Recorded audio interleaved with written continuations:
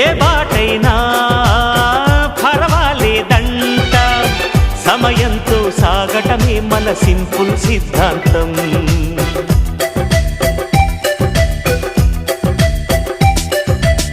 చిరుగాలికి పరిమళమిచ్చే సిరిమల్లెల వనమై ఉందాం, గగనాన్ని నేలను కలిపే హరివిల్లుల బంతెన అవుదాం. ఆనందం అంటే అర్థం మనమందా, ప్రతి పూట పాతై సాగే హుషారు సరిగమలో.